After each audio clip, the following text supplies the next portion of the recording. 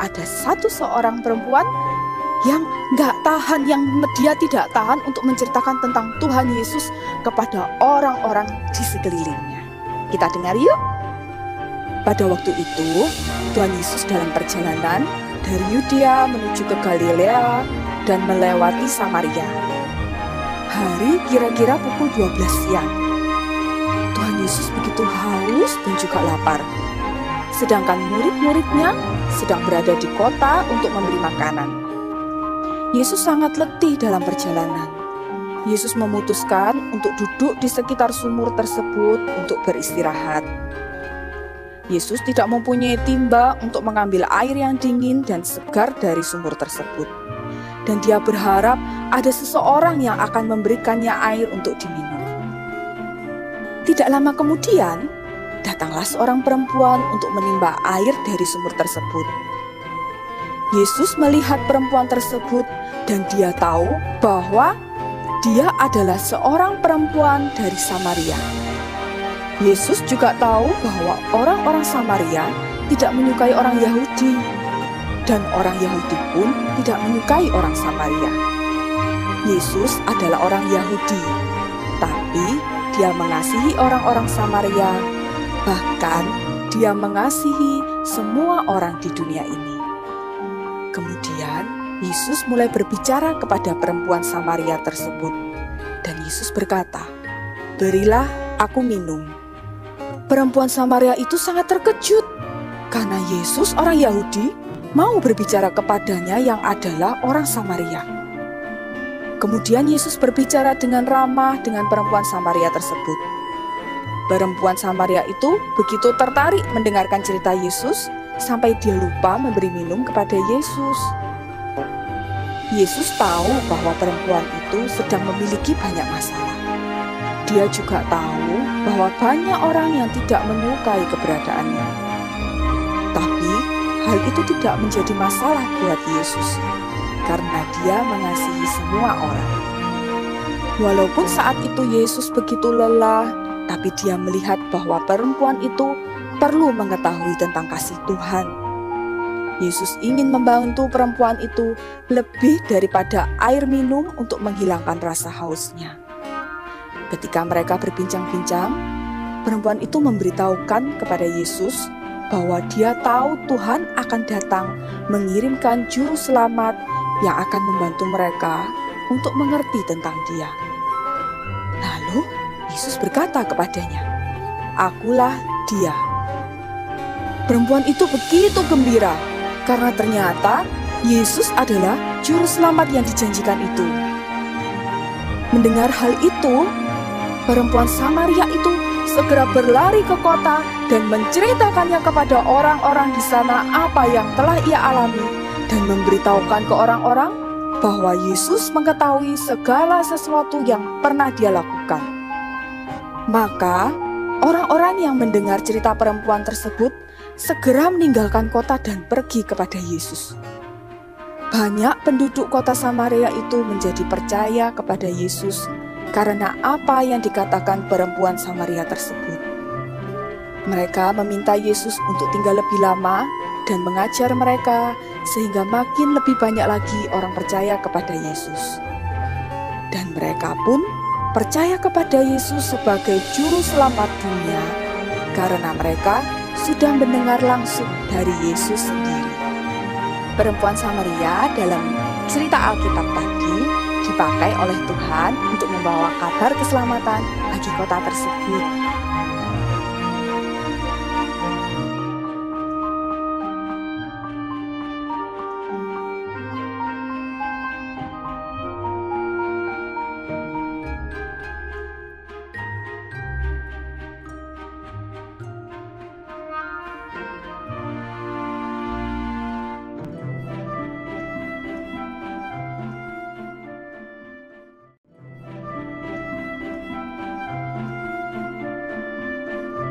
Ada seorang perempuan yang dia tidak tahan untuk menceritakan tentang Tuhan Yesus kepada orang-orang di sekelilingnya.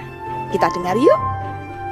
Pada waktu itu, Tuhan Yesus dalam perjalanan dari Yudea menuju ke Galilea dan melewati Samaria. Hari kira-kira pukul 12 siang. Tuhan Yesus begitu haus dan juga lapar. Sedangkan murid-muridnya sedang berada di kota untuk membeli makanan. Yesus sangat letih dalam perjalanan. Yesus memutuskan untuk duduk di sekitar sumur tersebut untuk beristirahat. Yesus tidak mempunyai timba untuk mengambil air yang dingin dan segar dari sumur tersebut. Dan dia berharap ada seseorang yang akan memberikannya air untuk diminum. Tidak lama kemudian, datanglah seorang perempuan untuk menimba air dari sumur tersebut. Yesus melihat perempuan tersebut dan dia tahu bahwa dia adalah seorang perempuan dari Samaria. Yesus juga tahu bahwa orang-orang Samaria tidak menyukai orang Yahudi, dan orang Yahudi pun tidak menyukai orang Samaria.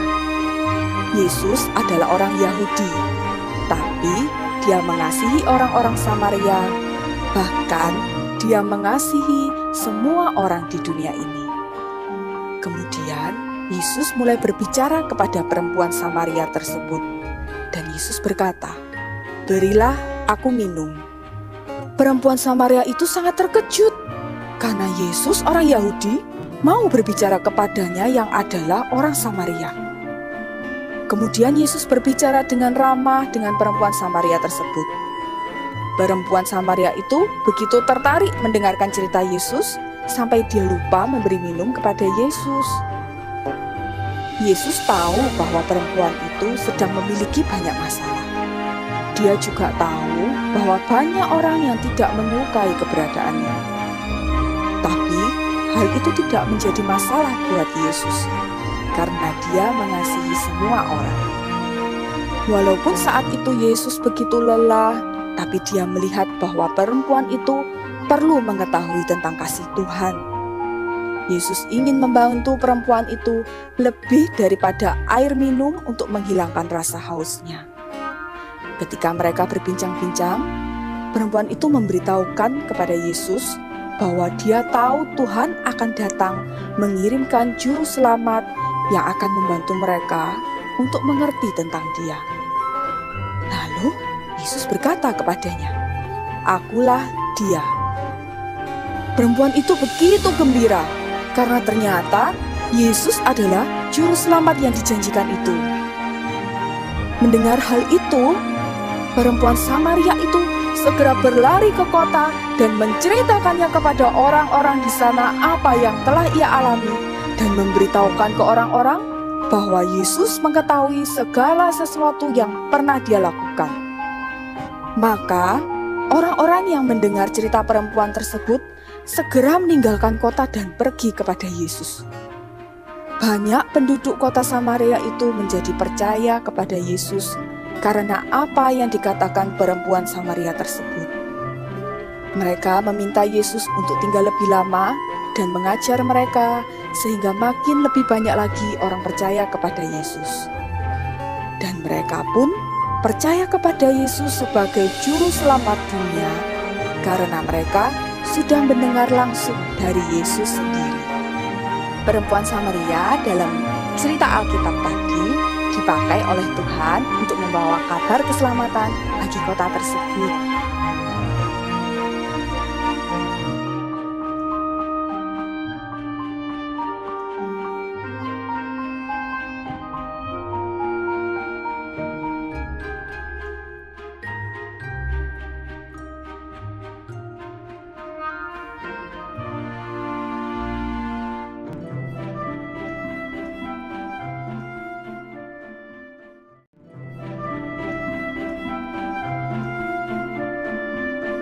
Ada seorang raja, namanya Raja Daud. Raja siapa? Betul, Raja Daud. Raja Daud ini, wah padahal kan raja nih ya, harusnya raja itu sopan, tegak, jaim. Apa tuh jaim ya? Jaim itu gak maulah kalau suruh nari-nari, suruh aneh-aneh. Dia bisanya cuman cool, the cool king. Tapi Raja Daud beda loh. waktu Raja Daud bawa tabut perjanjian itu masuk lagi ke kota Yerusalem, dia adalah raja yang memberi contoh bagaimana menari dengan sekuat tenaga, dancing, muter-muter, bahkan juga lompat. Dan itu yang dikatakan firman Tuhan. Kakak gak cuma ngomong, tapi di 2 Samuel 6 ayat 14 berbunyi seperti ini. Daud menari-nari di hadapan Tuhan dengan sekuat tenaga. Ia berbaju efod dari kain lengan. Artinya dia masih pakai baju kerajaannya, tapi dia mau loh menari-nari dengan sekuat tenaga. Coba yang punya tenaga semuanya dikeluarkan. Ya, yes, kita semua punya tenaga. Kita mau menari buat Tuhan sekuat tenaga, oke? Habis ini kita coba. Tapi ya ternyata waktu Daud lagi menari-nari dengan excited, dengan sukacita, ada loh orang yang ternyata gak suka. Siapa dia ya? Ternyata dia adalah istrinya sendiri. Namanya Mikal. Mikalnya itu lihat kan dari jendela, ngapain itu si Daud? Ngapain dia nari-nari kayak gitu? Waktu dia lihat seperti itu, dia gak suka. Waktu Daud selesai, tabut perjanjian sudah ditaruh di tempatnya. Daud memberkati semua bangsa Israel. Dia pulang balik ke kerajaan dan ketemulah Daud sama Mikal. Waktu ketemu nih ya, Mikalnya bilang, kamu ngapain nari-nari kayak gitu? Malu-maluin kamu. Kamu kan raja. Kok kamu mau nari-nari seperti itu? Waktu Daud dengar Mikal meremehkan, merendahkan dia karena dia menari buat Tuhan, Daud jawab begini, kok kamu bilang gitu? Kan Tuhan Allah Israel, dia yang memberikan aku jabatan ini sebagai raja. Dia yang sudah banyak menolong aku. Sudah seharusnya dong aku memuji, memberikan yang terbaik buat Tuhan. Jadi kenapa aku harus malu-maluin? Justru aku bisa melakukan yang lebih memalukan daripada ini kalau ngomong tentang kasih yang terbaik buat Tuhan. Wah, Daud nih ya, raja yang keren, tapi ternyata dia bisa bilang gitu loh. Cuma buat Tuhan dia rela lakukan apapun.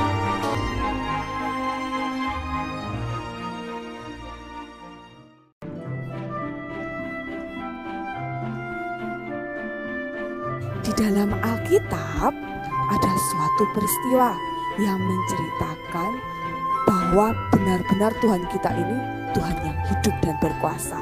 Mau dengar? Gini nih kisahnya. Firman Tuhan diambil dalam 1 Samuel 5 ayat 1 sampai dengan 12. Waktu orang Israel berperang melawan orang Filistin, terjadi peristiwa di mana tabut Allah dirampas oleh orang Filistin. Orang Filistin mengambil tabut Allah itu dan membawanya masuk ke kuil Dagon, dewa yang disembah oleh orang Asdod, dan meletakkannya persis di samping Dagon. Besok paginya, waktu orang-orang Asdod masuk ke kuil itu, mereka melihat patung Dagon yang mereka sembah jatuh dengan mukanya ke tanah di depan tabut Tuhan.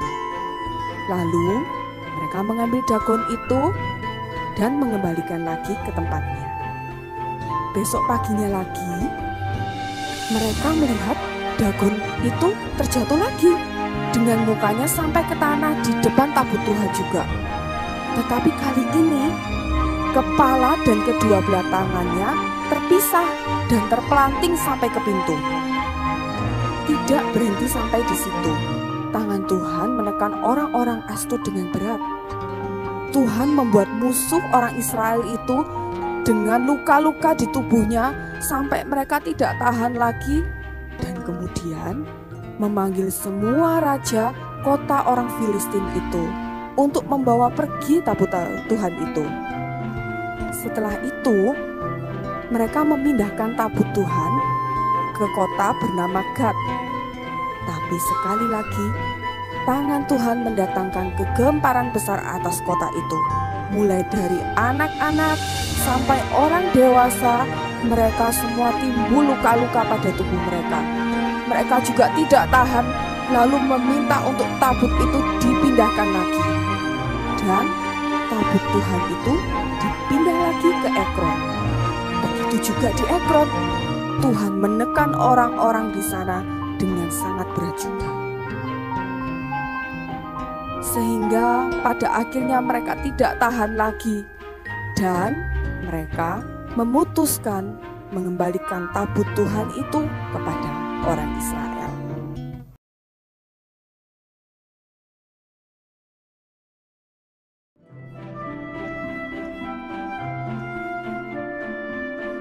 Kita bisa loh menjadi berkat bagi banyak orang, sama seperti 4 orang yang tidak pernah menyangka bahwa mereka akan menjadi pahlawan bagi sebuah bangsa.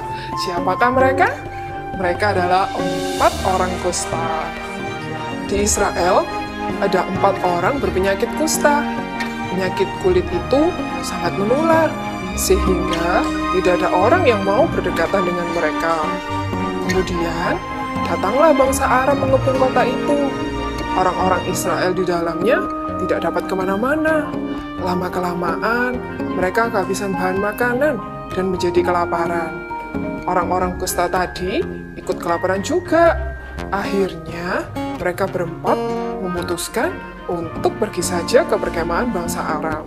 Tanpa mereka ketahui, ternyata Tuhan sudah membuat bangsa Aram lari ketakutan karena mengira ada banyak orang datang menyerbu. Dan pada akhirnya, mereka meninggalkan semua barang-barang mereka. 4 orang kusta itu terkejut, kegirangan melihat perkemahan itu sudah kosong dan tidak ada orang sama sekali. Tetapi, makanan tersedia dengan melimpah. Mereka makan sepuas-puasnya di sana. Tidak itu saja, mereka juga mengangkut barang-barang yang ditinggalkan oleh para tentara Aram. Saat itulah, mereka tiba-tiba sadar, kita makan kenyang di sini. Sedangkan saudara-saudara sebangsa kita sedang kelaparan di dalam kota. Kita harus memberitahu mereka.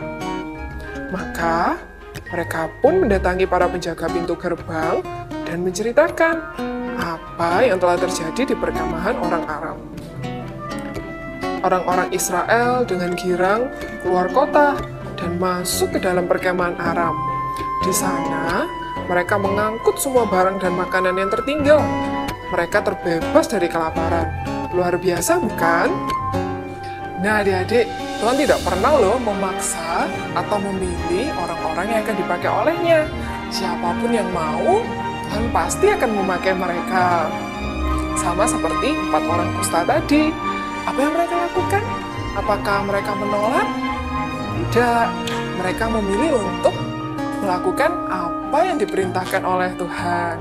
Tidak ada yang menyangka, bukan? Walaupun mereka berpenyakit kusta, mereka mau loh dipakai oleh Tuhan.